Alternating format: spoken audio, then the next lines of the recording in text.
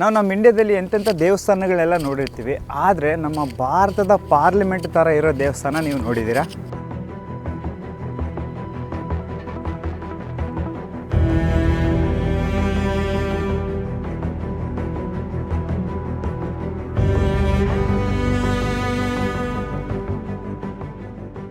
Betting ಆಡ್ತಾ ಇದ್ರಲ್ವ, ಅದಕ್ಕೆ ಇಷ್ಟು ವಾರಗಳು ನಡೀತಾವೆ ಇಲ್ಲಿ. ನಾರ್ಮಲ್ ಫ್ರೆಂಡ್ಲಿ ಮ್ಯಾಚ್ ಆದರೆ ಏನು ಫೈಟಿಂಗ್ ಏನಾಗಲ್ಲ, ಫೈಟ್ ಮಾಡ್ತಾನೆ ಇದ್ದಾರೆ.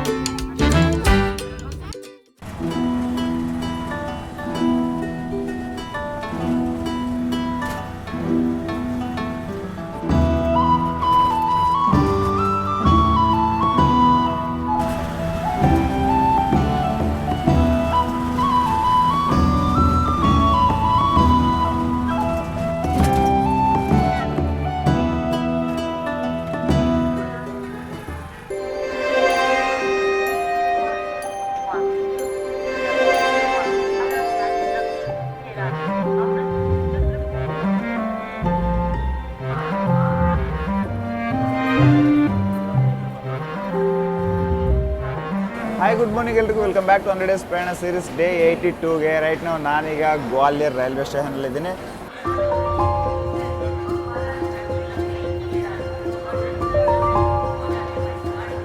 ಎಲ್ಲರೂ ಟ್ರೈನ್ ಆ ಕಡೆಯಿಂದ ಹತ್ತಿದ್ರೆ ನಾವು ಈ ಕಡೆಯಿಂದ ಹತ್ತಾ ಇದ್ದೀವಿ. ಯಾಕಂತಂದರೆ ನೋಡಿ ಎಷ್ಟು ಜನ ಇದ್ದಾರೆ, ಫುಲ್ಲಾಗಿ ಹೋಗ್ಬಿಡುತ್ತೆ ಈಗ ಜನರಲ್ ಕ್ಲಾಸ್ ಎಲ್ಲ. ಒಂದು ಸ್ವಲ್ಪ ಜನ ಬಂದರು ಈ ಕಡೆ. ಈಗ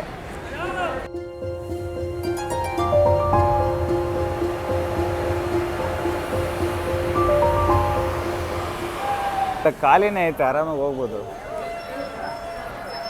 ಏನು ಡೋರ್ ಕ್ಲೋಸ್ ಆಗತ್ತಲ್ಲ ಇದು.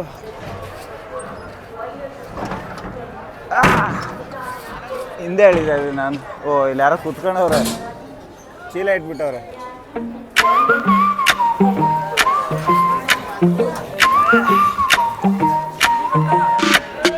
ಸೀಟೇನ ಅವಶ್ಯಕತೆ ಇಲ್ಲ, ಜಸ್ಟ್ 22 ನಿಮಿಷದ ಜರ್ನಿ. ಸೊ ಆರಾಮಾಗಿ ಇಲ್ಲೇ ನಿಂತ್ಕೊಬಿಡ್ತೀನಿ. ಯಾಕಂದರೆ ಇನ್ನೊಂದು 15 ನಿಮಿಷದಲ್ಲಿ ರೀಚ್ ಆಗಿಬಿಡ್ತೀನಿ ನಾನು. ಅದು ಮಲನ್ಪುರ ಅನ್ನೋ ಒಂದು ಊರಿಗೆ ಹೋಗ್ತಾ ಇದ್ದೀನಿ.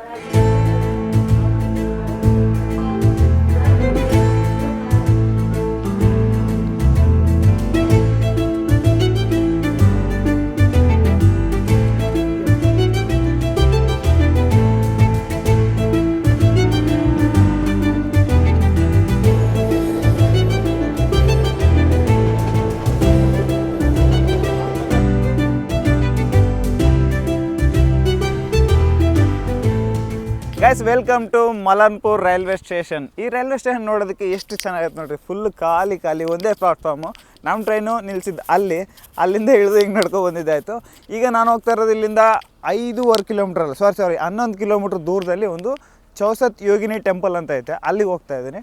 ಬಟ್ ನಿಜವಾಗ್ಲೂ ಟೈಮ್ ಬಂದ್ಬಿಟ್ಟು ಈಗ 10 ಗಂಟೆ ಆಗೈತೆ. 10 ಗಂಟೆ ಆದರೂ ಕೂಡ ಫುಲ್ಲು ಚಳಿ ಇಲ್ಲಿ. ಈಗಲೂ ಕೂಡ ನೋಡುವುದು ಒಂಥರ ಸುತ್ತು ಏನೋ ಒಂಥರ ಫಾಗ್ ಥರ ಐತೆ. ಮತ್ತು ಈ ಕಡೆ ಎಲ್ಲ ಕಂಟೈನರ್ಸ್ ಎಲ್ಲ ಇಟ್ಟಿದ್ದಾರೆ. ಏನಿಲ್ಲಿ ಒಂದು ಆಟೋ ಎಲ್ಲ ಏನಿಲ್ಲ ಇಲ್ಲಿ. ಯಾವುದಾದ್ರೂ ಪ್ಲೇಸ್ಗೋ ಇಲ್ಲ ರಿಮೋಟ್ ಏರಿಯಾಗೋ ಇಲ್ಲ ಯುನಿಕ್ ಟೆಂಪಲ್ಗೋ ಹೋಗಬೇಕು ಅಂತಂದರೆ ಟ್ರಾನ್ಸ್ಪೋರ್ಟೇಷನ್ ಇದ್ದರೆ ತುಂಬ ಬೆಸ್ಟು. ಟ್ರಾನ್ಸ್ಪೋರ್ಟೇಷನ್ ಇಲ್ದಿದ್ದಾಗ ಏನು ಮಾಡ್ತೀನಿ ಗೊತ್ತಾ, ನಡ್ಕೊಂಡು ಹೋಗ್ತೀನಿ. ಅಲ್ಲಿ ಹುಡುಗರು ಕ್ರಿಕೆಟ್ ಆಡ್ತಾ ಇದ್ದಾರೆ. ನನ್ನ ಮನಸ್ಸು ಸ್ವಲ್ಪ ಹೊತ್ತು ಕ್ರಿಕೆಟ್ ಆಡು ಅಂತ ಅನ್ನಿಸ್ತೈತೆ. ನೋಡೋಣ ಚಾನ್ಸ್ ಕೊಡ್ತಾರಾ? ಇಲ್ಲ, ಟೈಮ್ ಇಲ್ಲ. ಈಗ 11 ಕಿಲೋಮೀಟ್ರ್ ಹೋಗ್ಬೇಕು. ಮೇಯ್ನ್ ಇಲ್ಲಿ ಆಟೋಗಳಿಲ್ಲ, ಸೊ ಲೇಟ್ ಆಗುತ್ತೆ. ಇಲ್ಲ ಅಂತಿದ್ರೆ ಒಂದು ಸ್ವಲ್ಪ ಕ್ರಿಕೆಟ್ ಆಡಿ ಹೊರಟೋಗ್ತಿದ್ದೆ. ಊರಲ್ಲಿ ಸುಮಾರು ದಿನಗಳಾಯಿತು. ಸುಮಾರು ದಿನ ಅಂತಲ್ಲ, ನಾನು ಧನ್ಬಾದಲ್ಲಿ ಕ್ರಿಕೆಟ್ ಆಡಿದ್ದೆ. ಎಲ್ಲಿ ಗೊತ್ತಾ, ಜಾರ್ಖಂಡಲ್ಲಿ ಬರುತ್ತೆ, ಅದೇ ಕೋಲ್ ಮೈನಿಂಗ್ ಮಾಡ್ತಾರಲ್ಲ, ಅಲ್ಲೊಂದು ಸ್ವಲ್ಪ ಹೊತ್ತು ಕ್ರಿಕೆಟ್ ಆಡಿದ್ದೆ, ತುಂಬ ಚೆನ್ನಾಗಿತ್ತು. ಬಟ್ ಇಲ್ಲಿ ಹುಡುಗರು ಏನೋ ಬೆಟ್ಟಿಂಗ್ ಮ್ಯಾಚ್ ಆಡ್ತಾ ಇದ್ದಾರೆ ಅನ್ಕೊಂತೀನಿ ಮೇ ಬಿ.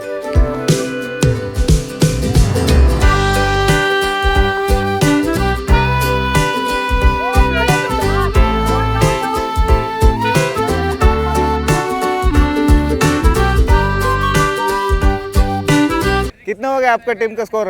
अभी स्कोर हुआ अपना 13. अच्छा. ಸೊ ಈಗ ಇನ್ನೊಂದು ಗೇಮಲ್ಲಿ ನಾನು ಆಡ್ತೀನಿ, ನೋಡೋಣ. 5 ಓವರ್ ಮ್ಯಾಚ್ ಅಂತೆ. ಬೆಟ್ಟಿಂಗ್ ಆಡ್ತಿದ್ದಾರೆ. ಎಷ್ಟು 55 ರೂಪಾಯಿ ಬೆಟ್ಟಿಂಗ್ ಆಡ್ತಾ ಇದ್ದಾರೆ. ಅವ್ರಿಗೆ ಹೇಳಿದೆ ನಾನು ಬರ್ತೀನಿ ಅಂತ, ಸರಿ ಅಂತ ಹೇಳಿದ್ದಾರೆ. ನೋಡೋಣ ಬ್ಯಾಟಿಂಗ್ ಈಗ.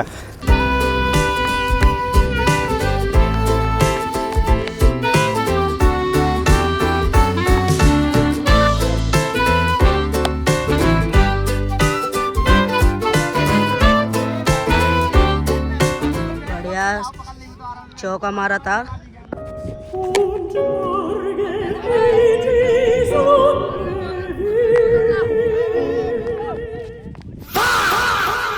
ಗೈಸ್ ನಮ್ಮ ಟೀಮ್ ಬಂದ್ಬಿಟ್ಟು 51 ರನ್ ಹೊಡೆದಿದ್ದಾರೆ. ನಾನು ಬೇಗ ಔಟ್ ಆಗೋಗ್ಬಿಟ್ಟೆ, ಭಾಳ ದಿನ ಆಯಿತು ಕ್ರಿಕೆಟ್ ಆಡಿ. ಸೊ ಈಗ ನಮ್ಮ ಬೌಲಿಂಗು ಕೀಪಿಂಗ್ ಮಾಡು ಅಂತ ಹೇಳ್ತಾವ್ರೆ. ಹಾಂ ಐದು ಕ್ಯಾಮ್ರಾ ಹತ್ರ ಬರ್ತಾರೆ. ನಾನು ಲಾಗ್ ಮಾಡ್ತಾಯಿದ್ರೆ ಅವರೆಲ್ಲ ತುಂಬ ಕ್ಯೂರಿಯಾಸಿಟಿ ಅವ್ರಿಗೆ, ಫಸ್ಟ್ ಟೈಮ್ ನೋಡ್ತಾ ಇದ್ದಾರಂತೆ ಈ ಕಡೆ ಯೂಟ್ಯೂಬ್ ವೀಡಿಯೋ ಮಾಡೋದನ್ನ. ಬಂದು ಎಲ್ಲ ಸಬ್ಸ್ಕ್ರೈಬ್ ಮಾಡ್ಕೊಂಡ್ರು. ಸೊ ಕೀಪಿಂಗ್ ಮಾಡೋಣ.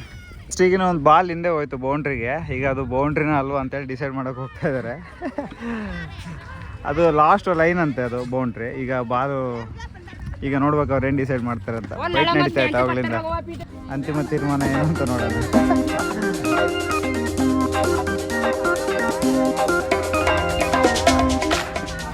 ಬೆಟ್ಟಿಂಗ್ ಆಡ್ತಾ ಇದ್ರಲ್ವ, ಅದಕ್ಕೆ ಇಷ್ಟು ವಾರಗಳು ನಡೀತಾವೆ ಇಲ್ಲಿ. ನಾರ್ಮಲ್ ಫ್ರೆಂಡ್ಲಿ ಮ್ಯಾಚ್ ಆದರೆ ಏನು ಫೈಟಿಂಗ್ ಏನಾಗಲ್ಲ. ಈಗ ಏನು ಮಾಡ್ತಿದ್ದಾರೆ ಇವರು ನೋಡಲ್ಲಿ, ಇನ್ನೂ ಹೆಂಗೆ ಫುಲ್ಲು ಫೈಟ್ ಮಾಡ್ತಾನೆ ಇದ್ದಾರೆ. Final decision 4. हाँ ले लो भाई, चलते टाइम लगेगा. Bye bye guys, bye bye bye.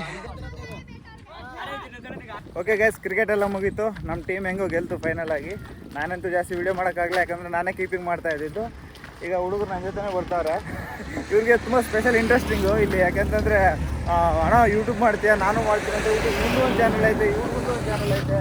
आपका भी चैनल है?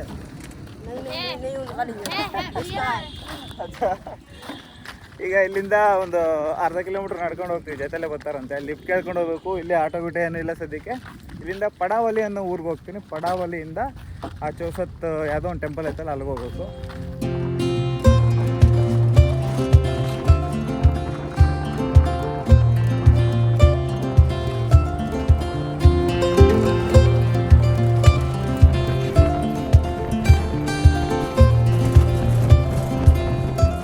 ಅಂತೂ ಇಂತೂ ಯಾವುದೋ ಒಂದು ಆಟೋ ಬಂತು. ಆಟೋದವರು ಏನೋ ಸಿಮೆಂಟ್ ಮೂಟೆ ಹಾಕೊಂಡ್ಬರ್ತಾಯಿದ್ರು ಒಂದು ಊರಿಗೆ.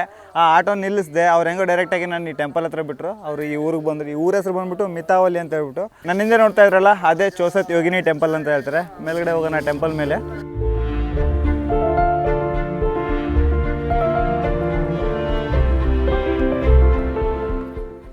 ಸ್ಟೆಪ್ಸ್ ಒಂದು 100 ಇರೋಲ್ಲ ಇಲ್ಲಿ. ಕ್ರಿಕೆಟ್ ಆಡಿ ಬಂದು ಇವತ್ತು ಫಸ್ಟ್ ಟೈಮು. ತುಂಬ ದಿನ ಆಯಿತು ಕ್ರಿಕೆಟ್ ಆಡಿ, ಖುಷಿ ಆಗ್ತಾಯಿದೆ. ಮೆಟ್ಲು ಕಮ್ಮಿ ಇದ್ದಾವೆ.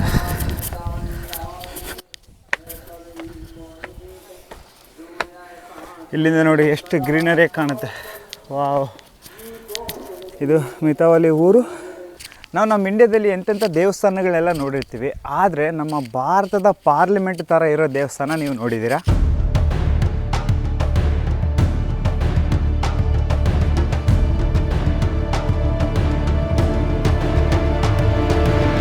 ಈಗ ನನ್ನಿಂದ ನೋಡ್ತಾ ಇದ್ರಲ್ಲ, ಇದನ್ನೇ ಚೌಸತ್ ಯೋಗಿನಿ ಟೆಂಪಲ್ ಅಂತ ಹೇಳ್ತಾರೆ. ಚೌಸತ್ ಅಂದರೆ 64 ಯೋಗಿನಿಯರು, ಅಂದರೆ ತಂತ್ರಶಕ್ತಿಯ ಪ್ರತಿನಿಧಿಯರು ಅಂತ ಹೇಳ್ತಾರೆ. ಈಗ ನೋಡ್ತಿದ್ರಲ್ಲ, ಇದೇ ಟೆಂಪಲ್ ಒಳಗಡೆ ಹೋಗೋಣ ಹೆಂಗೈತೆ ಅಂತ. ಬಟ್ ನಿಜವಾಗ್ಲೂ ಈ ಥರ ಟೆಂಪಲ್ನ ನಾನು ಯಾವತ್ತೂ ನೋಡಿಲ್ಲ.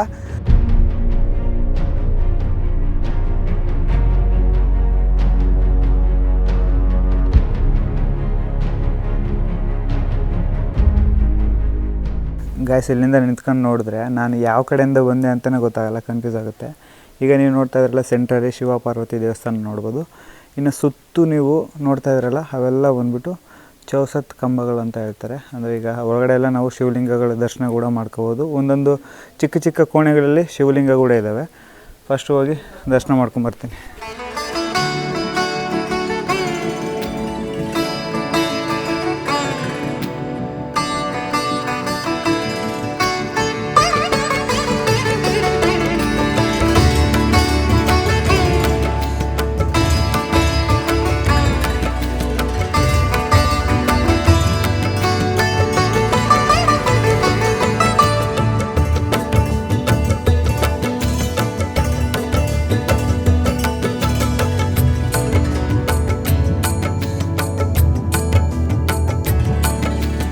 ನಿಜ ನಂಗೆ ನಂಬೋಕ್ಕೆ ಆಗ್ತಾಯಿಲ್ಲ ಈ ಥರ ದೇವಸ್ಥಾನ ನಮ್ಮ ಇಂಡಿಯಾದಲ್ಲಿ ಐತೆ ಅಂತ. ನಿಜವಾಗ್ಲೂ ಎಷ್ಟು ಚೆನ್ನಾಗೈತೆ ನೋಡಿ. ಇಲ್ಲಿ ಇದು ಕಂಪ್ಲೀಟಾಗಿ ಎಲ್ಲ ಟೆಂಪಲ್ಲು. ಮತ್ತು ಇಲ್ಲಿ ನೋಡಿ, ಇಲ್ಲಿ ಶಿವಲಿಂಗ ಇಲ್ಲ, ಇಲ್ಲಿ ಕೂಡ ಇಲ್ಲ. ಓಕೆ, ಕೆಲವು ಚಿಕ್ಕ ಚಿಕ್ಕ ದೇವಸ್ಥಾನಗಳಲ್ಲಿ ಶಿವಲಿಂಗನೇ ಇಲ್ಲ, ಎಲ್ಲ ಹೊಡೆದಾಕಿದ್ದಾರೆ ನೋಡಿ. ಇಲ್ಲಿದೆ ಆಯಿತಾ. ಮತ್ತು ಮುಂದೆ ಹೋದರೆ ಇಲ್ಲಿದೆ. ಈ ಥರ ಶಿವಲಿಂಗಗಳನ್ನ ಪ್ರತಿಷ್ಠಾಪನೆ ಮಾಡಿದ್ದಾರೆ. ಮತ್ತು ಇಲ್ಲಿಂದ ಹಿಂಗೆ ನಡ್ಕೊಂಡು ಹೋದರೆ ನಾನು ನಿಜವಾಗ್ಲೂ ಎಲ್ಲಿದ್ದೀನಿ. ವಾವ್, ಸೂಪರ್ ಮಾತ್ರ.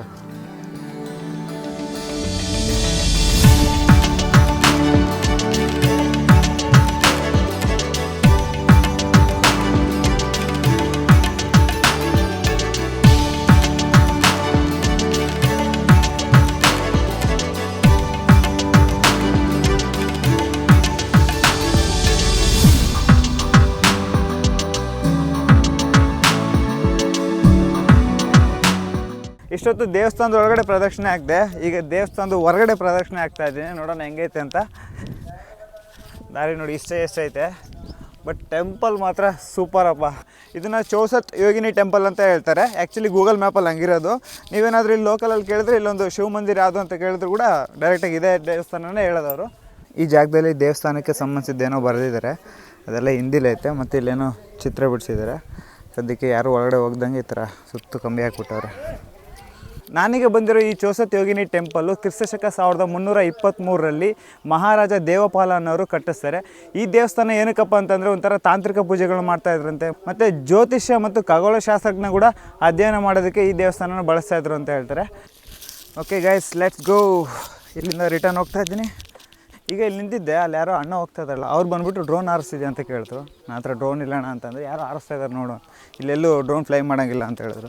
ನೋಡಿ, ಇದು ಪ್ರಾಬ್ಲಮ್ಮು. ಡ್ರೋನ್ ತಗೊಂಡ್ರು ಕೂಡ ಕೆಲವು ಪ್ಲೇಸಸ್ಸಲ್ಲಿ ಅಲೋ ಮಾಡೋದಿಲ್ಲ, ಟೆಂಪಲ್ಸು ಮತ್ತು ಮಿಲಿಟ್ರಿ ಏರಿಯಾ ಕಡೆ. ಮತ್ತು ನಾರ್ಮಲ್ ಪ್ಲೇಸಲ್ಲೂ ಕೂಡ ನೀವು ಡ್ರೋನ್ ಫ್ಲೈ ಮಾಡ್ತಾಯಿದ್ರೆ ತುಂಬ ಜನ ಬಂದು ನಿಮಗೆ ರೆಸ್ಟ್ರಿಕ್ಷನ್ಸ್ ಎಲ್ಲ ಹೇಳ್ತಾರೆ.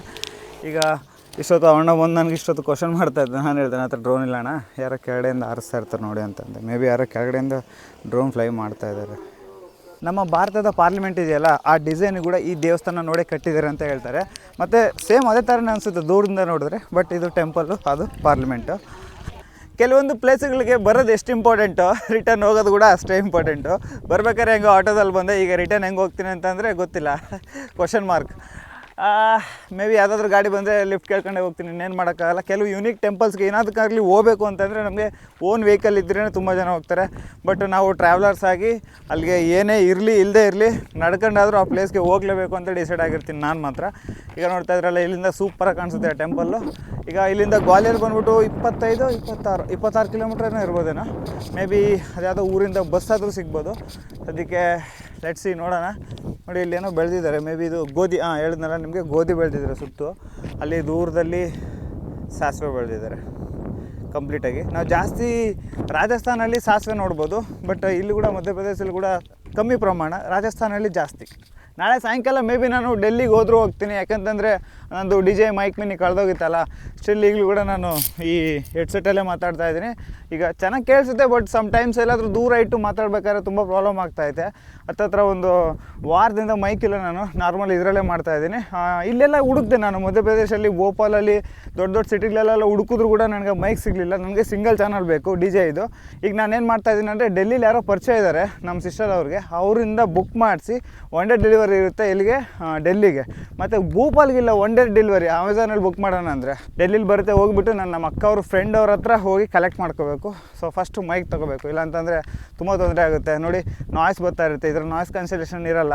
ಬಟ್ ಓಕೆ, ಒಂಚೂರು ಒಂದು ರೇಂಜಿಗೆ ಕೇಳುತ್ತೆ, ಆದರೆ ಏನೋ ಒಂಥರ ಡಿಸ್ಟರ್ಬೆನ್ಸ್ ಜಾಸ್ತಿ. ಮೇಯ್ನು ವಿಡಿಯೋ ಕ್ವಾಲಿಟಿ ಇಲ್ಲ ಅಂದರೂ ಪರವಾಗಿಲ್ಲ, ಆಡಿಯೋ ಕ್ವಾಲಿಟಿ ಅನ್ನೋದು ತುಂಬ ಇಂಪಾರ್ಟೆಂಟು. ಕ್ಯಾವ್ವಾ ಅಚ್ಚಾ ಏನು ಹೇಳ್ತಾರೆ, ಅಲ್ಲಿ ಅಕ್ಕ ಇದ್ದಾರೆ, ಏನೋ ಹೇಳ್ತಿದ್ರೆ ಅರ್ಥ ಆಗಲಿಲ್ಲ ನನಗೆ. ಅಲ್ಲಿ ಬಾಯಿಲಿ ಅಂತ ಇದ್ದಾರೆ. ಮೇ ಬಿ ಏನಾದರೂ ಹುಲ್ಲಿನವರೆ ಏನಾದರೂ ಎತ್ತಬೇಕನ್ನೋ ಗೊತ್ತಿಲ್ಲ.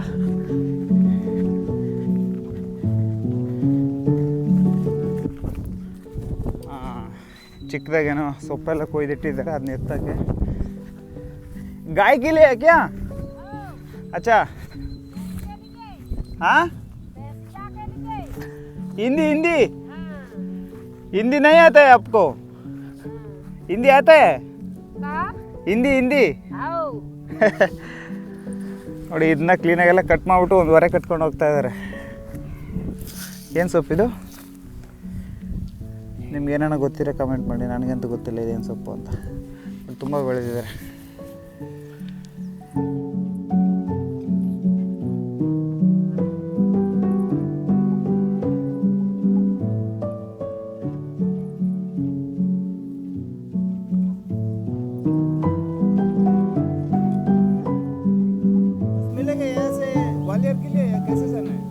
ऐसे जाना ठीक ಯಾವುದು ಗಾಡಿ ಬರ್ತೈತೆ ಲಿಫ್ಟ್ ಓ ನನ್ನಿಂದ ಒಂದು ಆಟೋ ಬರ್ತಾಯಿತ್ತಲ್ಲ ಅವರು ಓನ್ ಬಾಡಿಗೆ ಮಾಡ್ಕೊಂಡು ಬಂದಿದ್ದಾರೆ. ಸೊ ಅದಕ್ಕೆ ಕೇಳಿದೆ ಹೋಗ್ತೀರಾ ಅಂತ. ಇಲ್ಲ ಯಾರೋ ಇದ್ದಾರೆ ಅಂತ ಹೇಳಿದ್ರು. ಆ್ಯಕ್ಚುಲಿ ನಾನು ಈ ಟ್ರಾವೆಲಿಂಗಲ್ಲಿ ನಾವು ಸ್ಟ್ರೇಂಜರ್ಸ್ ಜೊತೆ ಅಪ್ರೋಚ್ ಆಗೋದ್ರಿಂದ ನಮಗೆ ಬೆನಿಫಿಟ್ ಏನಂತಂದರೆ ನಮಗೆ ಗೊತ್ತಿಲ್ಲದಿದ್ದ ಯೂನಿಕ್ ಪ್ಲೇಸಸ್ಸು ಅವ್ರಿಗೆ ಗೊತ್ತಿರುತ್ತೆ, ಹೇಳ್ತಾರೆ. ಎಕ್ಸಾಂಪಲ್ಲು ನಾನು ಶಿಪ್ ಬ್ರೇಕಿಂಗ್ ಯಾರ್ಡ್ ಐತೆ ಎಲ್ಲಿ ಗುಜರಾತಲ್ಲಿ, ಅದು ಮತ್ತು ಈಗ ಈ ಟೆಂಪಲ್ಲು ಮತ್ತು ಸುಮಾರು ಪ್ಲೇಸಸ್ಸು ಲೋಕಲ್ ಅವ್ರಿಗೆ ನಾನು ಕೇಳಿನೇ ನಾನು ಆ ಪ್ಲೇಸಸ್ಗೆ ಹೋಗಿದ್ದೀನಿ. ಯಾಕೆಂತಂದರೆ ಅವ್ರಿಗೆ ಗೊತ್ತಿರೋ ಜಾಗ ಗೂಗಲ್ ಮ್ಯಾಪ್ಗೂ ಗೊತ್ತಿರಲ್ಲ. ಮತ್ತು ನನಗೆ ಲೊಕೇಶನ್ನು ಜಾಗ ಗೊತ್ತಿದ್ರೂ ಕೂಡ ನಾನು ಫಸ್ಟ್ ಕೇಳ್ತೀನಿ, ಭಯ್ಯ ಇಲ್ಲಿಂದ ಹೆಂಗೆ ಹೋಗಬೇಕು ಅಂತ ಕೇಳ್ತೀನಿ. ಯಾಕಂತಂದರೆ ಒಂದು ಕಮ್ಯುನಿಕೇಷನ್ ಬಿಲ್ಡ್ ಆಗಬೇಕು. ಆ ಕಮ್ಯುನಿಕೇಷನ್ ಬಿಲ್ಡ್ ಆದಾಗ ಆರಾಮಾಗಿ ಅವ್ರ ಹತ್ರ ಮಾತು ಬೆಳೆಸ್ಕೊಂಡು ಸಮ್ಟೈಮ್ಸ್ ಅವರು ಊರಿಗೆ ವಿಸಿಟ್ ಮಾಡೋ ಚಾನ್ಸಸ್ ಸಿಗ್ಬೋದು, ಮತ್ತು ಅವ್ರ ಮನೆಗೆ ಹೋಗ್ಬೋದು, ಮತ್ತು ಅಲ್ಲಿ ಸುತ್ತಮುತ್ತ ಇರೋ ಪ್ಲೇಸ್ ಬಗ್ಗೆ ಕೂಡ ತಿಳ್ಕೊಬೋದು. Welcome to Malanpur. ಇಲ್ಲಿಂದ ಬಸ್ ಸಿಗುತ್ತೆ ನನಗೀಗ ಡೈರೆಕ್ಟಾಗಿ ಗ್ವಾಲಿಯರ್ಗೆ. ಅದೇ ಬಸ್ ಸ್ಟಾಪ್ ಅಂತೆ. ಯಾವುದೋ ಆಟೋ ಬಂತು, ಆಟೋದಲ್ಲಿ ಬಂದೆ ಈಗ. ಇದೆಲ್ಲ ಫುಲ್ ಏನೋ ಇಂಡಸ್ಟ್ರಿಯಲ್ ಇದ್ದಂಗೆ ಐತಲ್ಲ.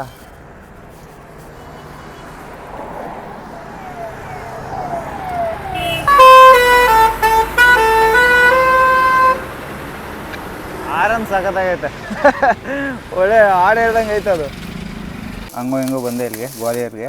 ಇವತ್ತು ತುಂಬ ನಡೆದಿದ್ದೀನಿ, ಯಾಕಂದರೆ ಲಿಫ್ಟ್ ಕೊಡಲಿಲ್ಲ ನನಗೆ. ಯಾವುದೋ ಒಂದು ಆಟೋ ಬಂತು ಫೈನಲಾಗಿ. ಆಟೋದಲ್ಲಿ ಒಂದು 15 ಕಿಲೋಮೀಟ್ರ್ ಬಂದುಬಿಟ್ಟು ಜಸ್ಟ್ ಈಗ ಹೆಂಗೋ ಹಂಗೆ ರ್ಯಾಪಿಡೋ ಬುಕ್ ಮಾಡ್ಕೊಂಡು ಈಗ ಡೋರ್ಮೆಟ್ರಿಗೆ ಬಂದಿದ್ದೀನಿ. ಸೊ ಹೊಟ್ಟೆ ಹತ್ತೈತೆ. ಫಸ್ಟ್ ಏನಾದರೂ ತಿನ್ನೋಣ ಅಂತ ಹೇಳ್ಬಿಟ್ಟು ಏನೋ ಪಾರ್ಸಲ್ ತಗೊಂಬಂದೆ. ಇದೇನು ಅಂತ ಹೇಳಿ ನೋಡೋಣ. ಓಕೆ,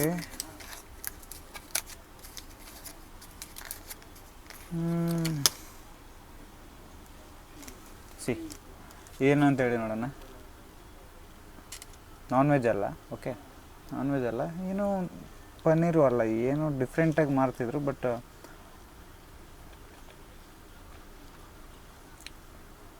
ಟೇಸ್ಟ್ ಮಾತ್ರ ಸಖತ್ತಾಗೈತೆ. ಈ ಕಡೆ ಮಧ್ಯಪ್ರದೇಶದಲ್ಲಿ ಜಾಸ್ತಿ ನಮಗೆ ನಾನ್ ವೆಜ್ ಸಿಗೋದಿಲ್ಲ. ಬಟ್ ಇದನ್ನ ಹೆಸರು ಕೇಳೋದು ಮರ್ತದೆ. ನಾನು ಎಂಥ ಬುದ್ಧಿವಂತ ಅಂದರೆ ಪಾರ್ಸಲ್ ಮಾಡಿಸ್ಬೇಕಾದ್ರೆ ರೋಟಿ ಕೂಡ ಪಾರ್ಸಲ್ ಮಾಡಿಸಿದ್ದೀನಿ. ಅದನ್ನು ಅಲ್ಲೇ ಬಿಟ್ಟು ಇದನ್ನೊಂದು ಎತ್ಕೊಂಡ್ಬಂದಿದ್ದೀನಿ. ಈಗ ನೋಡ್ತಾ ಇದ್ರಲ್ಲ, ಇದೇ ಡೋರ್ಮೆಟ್ರಿ. ಸೊ ಬೆಡ್ ಕೊಟ್ಟಿರ್ತಾರೆ, ಪಿಲ್ಲೋ ಇರುತ್ತೆ, ಆರಾಮಾಗಿ ಕರ್ಟನ್ ಇರುತ್ತೆ. ಈ ಕಡೆಯಿಂದ ನೋಡಿ ಗೊತ್ತಾಗುತ್ತೆ, ಹಿಂಗಿರುತ್ತೆ. ಮೇಲ್ಗಡೆ ಒಂದು ಬೆಡ್ಡು, ಕೆಳಗಡೆ ಒಂದು ಬೆಡ್ಡು. ಸೊ ಇವ್ರು ಬಂದ್ಬಿಟ್ಟು ಒಬ್ಬರಿಗೆ 350 ರೂಪಾಯಿ ಚಾರ್ಜ್ ಮಾಡ್ತಾರೆ 24 ಅವರ್ಸ್ಗೆ. ಸೊ ನಾವೇನಾದರೂ ಬಜೆಟ್ ಉಳಿಸ್ಬೇಕು ಅಂತಂದರೆ ಈ ಥರ ಡೋರ್ಮೆಟ್ರಿಲಿ ಸ್ಟೇ ಆದರೆ ಆರಾಮಾಗಿ ದುಡ್ಡು ಸೇವ್ ಮಾಡ್ಬೋದು. ಇಲ್ಲ ಬೇರೆ ಕಡೆ ಹೋದ್ರೆ 1000 ರೂಪಾಯಿ 1,500 ರೂಪಾಯಿ ರೂಮ್ಗೆ ಅಂತೂ ಇಡೋಕ್ಕಾಗಲ್ಲ. ಯಾಕಂತಂದರೆ ಆಲ್ಮೋಸ್ಟ್ ಸೀರೀಸ್ ಮುಗಿತಾ ಬಂತು, ಬಜೆಟು ಕೂಡ ಮುಗಿತಾ ಬಂತು. ಸೊ ಪ್ಲಾನ್ ಮಾಡ್ಕೊಂಡು ಟ್ರಾವೆಲ್ ಮಾಡಬೇಕಲ್ವಾ. ಸೊ ಇದಾಗಿತ್ತು. ಇನ್ನು ಎಡಿಟಿಂಗ್ ಎಲ್ಲ ಮಾಡ್ಕೊತೀವಿ. ಈಗ ಈ ವಿಡಿಯೋ ನಿಮ್ಗೆ ಏನಾದರೂ ಇಷ್ಟ ಆಗಿದ್ದರೆ, ಗೊತ್ತಿಲ್ಲ ಈ ವಿಡಿಯೋ ನಿಮ್ಗೆ ಏನು ಅನ್ನಿಸ್ತು ಅಂತ ಹೇಳ್ಬಿಟ್ಟು, ಎಸ್ಪೆಷಲಿ ಆ ಟೆಂಪಲ್ ಬಗ್ಗೆ ಏನು ಅನ್ನಿಸ್ತು ಅಂತ ಹೇಳ್ಬಿಟ್ಟು ಮಿಸ್ ಮಾಡಿದೆ ಒಂದು ಲೈಕ್, ಶೇರ್, ಸಬ್ಸ್ಕ್ರೈಬ್ ಮಾಡಿ. ಸಿಗೋಣ ಮತ್ತು ನೆಕ್ಸ್ಟ್ ವಿಡಿಯೋದಲ್ಲಿ. ಅಲ್ಲಿವರೆಗೂ ಟಾಟಾ, ಟೇಕ್ ಕೇರ್.